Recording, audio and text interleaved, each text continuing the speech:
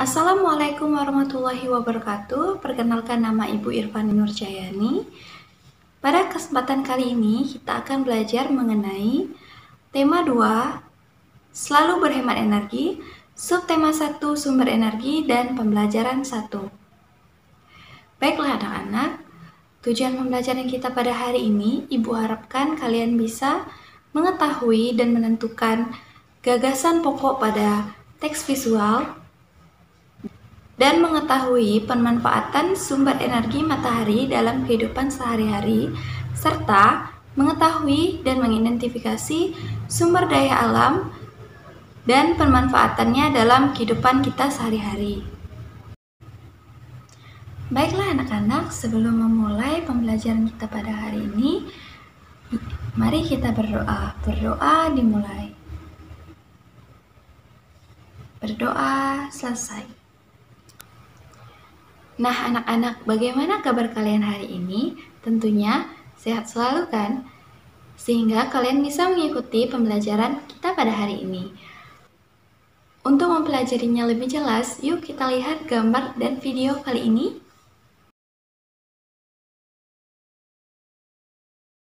Baiklah anak-anak, nah siapa yang mengetahui apa itu teks visual? Ayo, siapa yang mengetahui apa itu teks visual? Nah, benar sekali. Teks visual adalah sebuah rangkaian proses penyampaian informasi atau pesan kepada pihak lain dengan penggunaan media penggambaran yang hanya terbaca oleh indera penglihatan. Nah, jadi kalian bisa menentukan gagasan pokok dalam teks visual. Tentunya, sebelum kita melakukan penemuan gagasan pokok dalam teks visual, Ibu akan menanyakan kepada kalian langkah-langkah untuk menemukan gagasan pokok dalam teks visual itu apa? Nah, siapa yang bisa menjawab? Apa sih langkah-langkah untuk menemukan gagasan pokok pada teks visual? Ayo, siapa yang menjawab? Ya, benar sekali. Yang pertama yaitu adalah tentukan tema yang diusung dalam bacaan, dan yang kedua, temukan ide pokok dari setiap paragraf berikut ide penjelas, dan yang ketiga, tarik satu garis besar atau ide umum berdasarkan ide pokok dan penjelas yang ditemukan. Baiklah anak-anak, dalam kita membuat teks visual ini kita harus memperhatikan unsur-unsur apa saja yang harus diperhatikan dalam membuat teks visual. Nah, untuk itu Ibu akan bertanya, siapa yang mengetahui unsur-unsur apa saja yang harus diperhatikan dalam membuat teks visual? Ayo, siapa yang bisa? Ya, benar sekali. Unsur-unsur dalam membuat teks visual yaitu adalah yang pertama, kesesuaian teks dengan gambar. Kita membuat teks visual itu adalah kita harus menyesuaikan kesesuaian teks dan gambar. Dan yang kedua, menggunakan kalimat baku. Setelah kita melihat dan kita mengamati gambar-gambar yang ada, kita bisa membuat teks visual itu menggunakan kalimat yang baku, serta kita bisa membuat teks visual itu dengan membuat dan menyusun kalimat yang efektif. Jadi kita menggunakan kalimat yang baku dan kita menggunakan kalimat yang efektif. Selanjutnya yaitu adalah pemanfaatan energi matahari dalam kehidupan sehari-hari. Nah, pada bagian ini Ibu harapkan kalian bisa mengetahui manfaat apa saja sih yang bisa kita peroleh dari energi matahari. Nah, anak-anak, kita kembali lagi ke gambar yang sebelumnya yang tadi Ibu tampilkan, yaitu adalah gambar ini. Nah, gambar ini kan tadi kalian sudah mengetahui apa saja isinya. Nah, siapa yang bisa mengulangnya lagi? Apa saja sih kegiatan yang ada di gambar ini? Ayo, siapa yang bisa? Nah, benar sekali. Kegiatan-kegiatan yang ada di gambar ini yaitu adalah ibu menjemur pakaian, dan ada seorang anak laki-laki yang akan berolahraga pagi, serta ada pohon yang mencondongkan dahannya ke arah sinar matahari. Nah, dari gambar ini kita kan bisa mengetahui apa sih manfaat sumber matahari itu dalam kehidupan kita sehari-hari, yaitu dia bisa untuk menjemur pakaian agar pakaian kita menjadi lebih kering, serta dia bisa dia bisa menjaga kesehatan kita dalam kita berolahraga pagi hari dan bermanfaat sekali untuk tumbuhan. Baiklah anak-anak, dari penjelasan tadi, siapa yang bisa menyebutkan contoh pemanfaatan energi matahari dalam kehidupan sehari-hari itu? Apa saja? Ayo. Nah, benar sekali. Yang pertama yaitu adalah bisa bermanfaat bagi tumbuhan. Dan yang kedua, dia bisa bermanfaat untuk menghasilkan listrik tenaga surya dan menjaga kesehatan tulang manusia, mengeringkan pakaian, penerangan alami dalam bumi, dan mengeringkan makanan. Untuk lebih jelasnya, simak penjelasan berikut ini.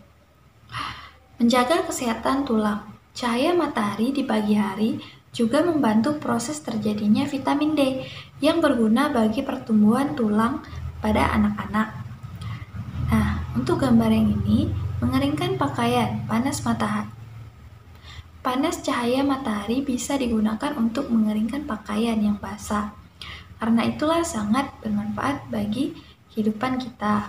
Selanjutnya, energi matahari juga bermanfaat bagi tumbuhan. Energi matahari bermanfaat pada tumbuhan ini dalam proses fotosintesis, yang dimana proses fotosintesis ini bisa membuat cadangan makanan bagi tumbuhan. Selanjutnya, energi matahari juga bisa menghasilkan energi listrik sebagai tenaga surya. Dan tentu saja dapat berguna bagi kehidupan kita sehari-hari. Contoh selanjutnya yaitu adalah energi matahari sangat bermanfaat bagi sumber penerangan alami. Adanya poros dalam bumi ini yaitu adalah terjadinya siang dan malam. Gambar selanjutnya yaitu adalah untuk mengeringkan makanan. Makanan yang basah bisa kita keringkan dengan pemanfaatan sinar matahari di siang hari. Contoh kegiatannya yaitu adalah mengeringkan kerupuk, mengeringkan makanan-makanan yang basah seperti ikan asin, garam, dan lain sebagainya. Baiklah anak-anak, untuk mengetahui keterkaitan antara cahaya energi matahari dan sumber daya alam, yuk kita simak kisah Ali si biji energi.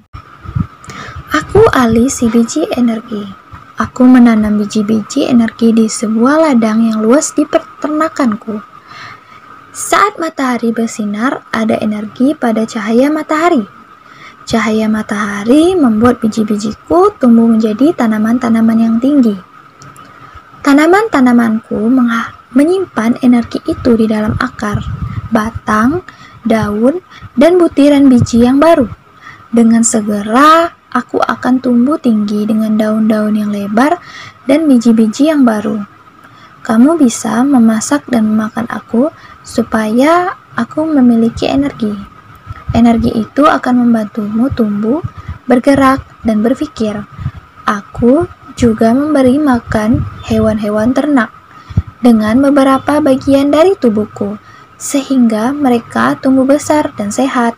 Dari cerita yang sudah Ibu dengarkan kepada kalian, dapat kita simpulkan bahwa energi matahari adalah salah satu sumber daya alam yang melimpah.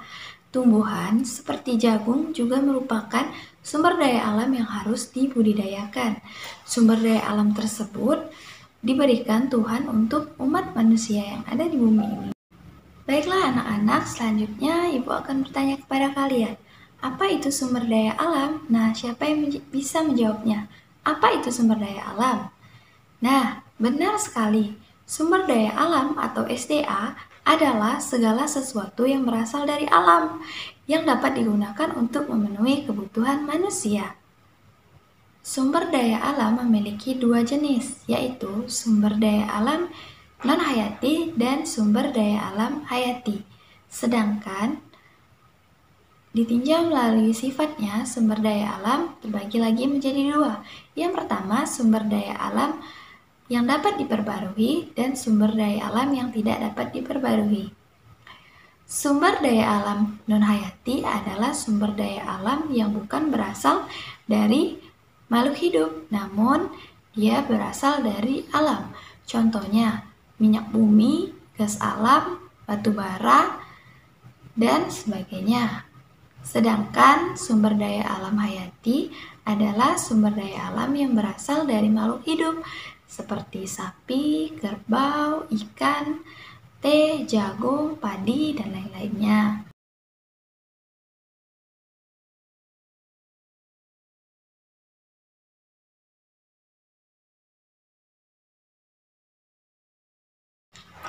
Baiklah anak-anak, siapa yang bisa menyimpulkan kegiatan pembelajaran kita pada hari ini? Apa saja sih? Nah, benar sekali. Kegiatan kita pada kali ini yaitu kita dapat mengetahui manfaat dari energi matahari dan sumber daya alam dalam kehidupan kita sehari-hari dan serta kita dapat menemukan gagasan pokok dalam teks visual. Nah, untuk itu Ibu harapkan kalian dapat belajar lagi di rumah mengenai materi yang selanjutnya akan kita bahas. Baiklah anak-anak, di sini ada lembar kerja peserta didik. Kalian akan membaca langkah-langkah dan mengisi tabel pengamatan serta menjawab pertanyaan dan membuat laporan kegiatan percobaan. Nanti Ibu akan mengirimkan filenya berupa Word. Nanti kalian isi serta nanti dikumpulkan pada pertemuan selanjutnya. Selanjutnya, untuk mengakhiri pembelajaran kita pada kali ini, kita tutup dengan doa. Berdoa dimulai. Berdoa selesai. Ibu akhiri, wassalamualaikum warahmatullahi wabarakatuh.